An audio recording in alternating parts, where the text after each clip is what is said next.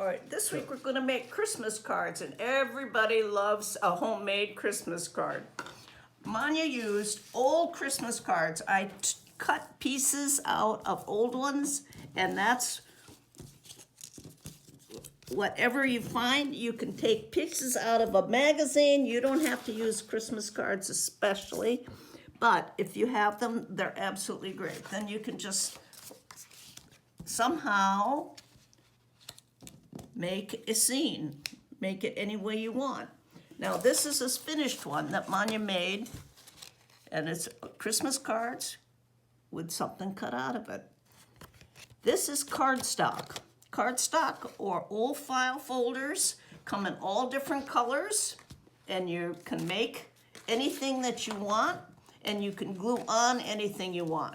You definitely can use Elmer's glue with this, and if you have a message, as this one, like season's greetings, that could be the whole front, and then the inside, you could just have, the thing, and then you've got, put it over there so you have room to sign.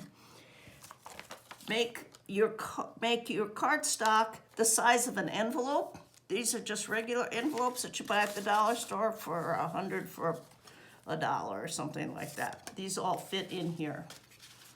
That's it. Okay. Now, if you have a lot of Christmas cards, you can cut them into triangles. And when you cut them into triangles, then you can make Christmas ornaments. And they're flat. They can be made flat, so you can send them in the mail or stand them up like this. And all you have to do is put just a little bit of thread on the top and stand them on your tree. And you can cut out all sorts of designs for a decoration. Christmas ornaments. Show them how to put it together. How do you put those together? You have all those pieces. How did you put them together to make that? Okay, you put them together by putting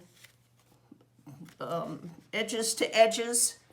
The center, as you can see, it takes 3. So this is come over, and then this one is folded in the middle, and then they all are put together like that.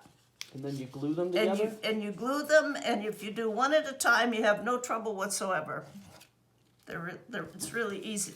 It's an easy craft to do and an easy ornament to make.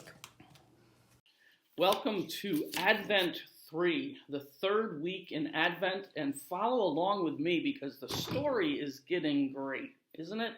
Remember last week we left little Joshua, actually all of his little sheep friends left him as they went to greener pastures, and Abigail, who is convinced that God has a special place for those who feel left out, spoke with him and began to walk with him back to the stable where they would spend the night.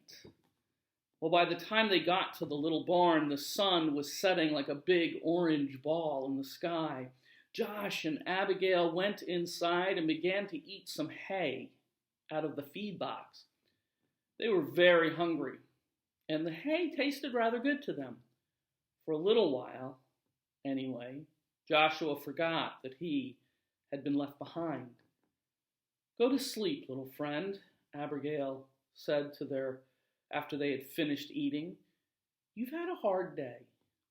Josh was tired, so he lay down in the corner on some straw and closed his eyes.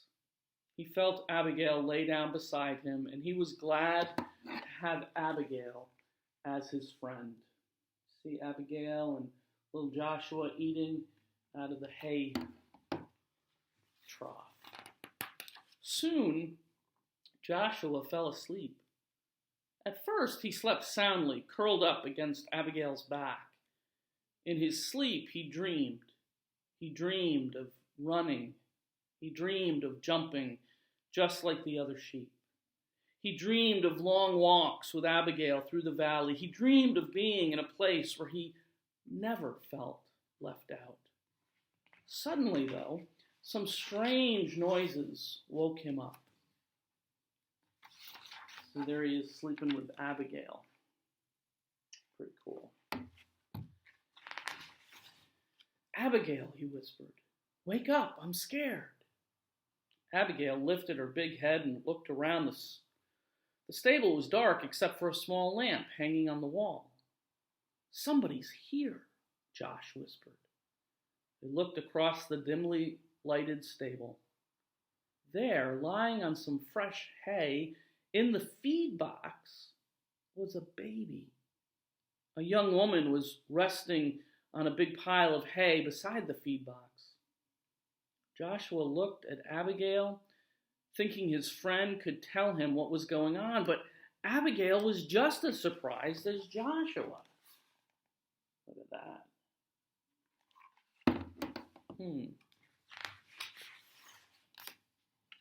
Joshua looked again at the woman and the child. Then he limped across the stable to them. He stopped next to the mother and looked into the baby's face. The baby was crying. He was cold. The woman picked up the baby and put him on the hay next to her. Josh looked around the stable for something to keep the baby warm. Usually there were blankets, but not tonight. The shepherds had taken them on their trip across the valley. Who do you think this baby is? And what do you think Joshua will do? Join me next week as we find out and hear the conclusion of our story, The Crippled Lamb by Max Lucado.